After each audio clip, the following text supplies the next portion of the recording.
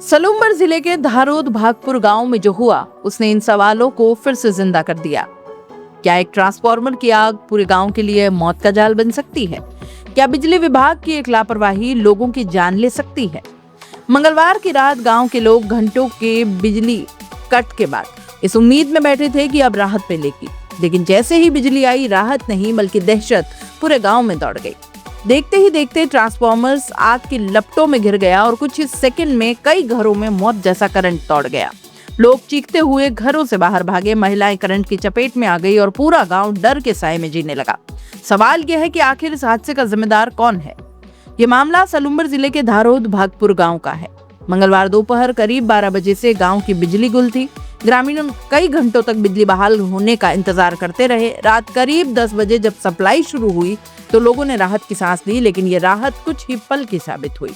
प्रत्यक्षदर्शियों के मुताबिक बिजली आते ही गांव के ट्रांसफार्मर्स में अचानक तेज धमाके के साथ आग लग गई।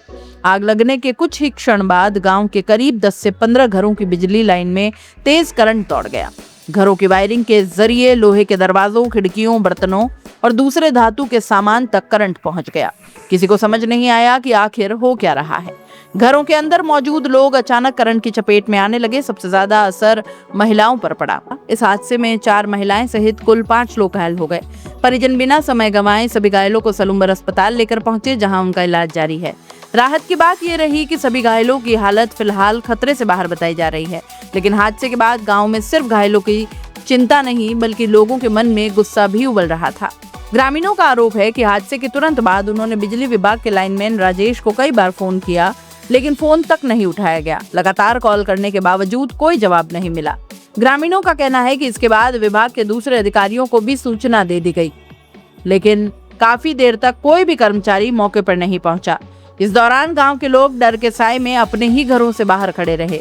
किसी को ये भरोसा नहीं था कि घर के अंदर रखा कौन सा सामान करंट से भरा हुआ है और अब कोई बड़ा हादसा हो जाए।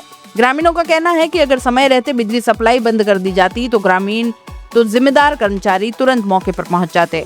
स्थिति इतनी गंभीर नहीं होती। लोगों का आरोप है कि विभाग की लापरवाही ने पूरे गांव को खतरे में डाल दिया।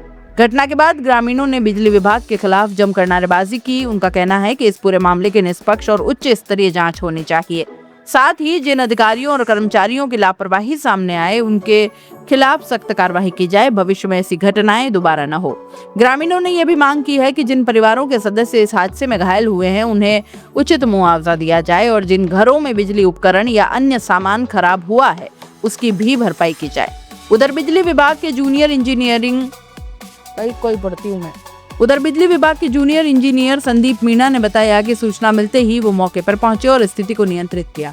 विभाग की ओर से क्षतिग्रस्त लाइन की मरम्मत करवाई जा रही है। उन्होंने कहा कि पूरे मामले की जांच करवाई जाएगी, हादसे के कारणों का पता लगाया जाएगा। साथ ही घायलों की जानकारी भी ली गई है और उनकी हालत फिलहाल खतरे से बाहर है।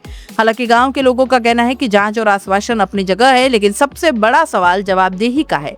अगर कई घंटों तक बिजली बंद रहने के बाद सप्लाई शुरू करते समय तकनीकी जांच सही तरीके से हुई होती, अगर ट्रांसफार्मर्स की समय पर देखरेख की गई होती और अगर हादसे के तुरंत बाद जिम्मेदार कर्मचारी मौके पर पहुंच जाते तो शायद ये घटना इतनी भयावह नहीं बनती।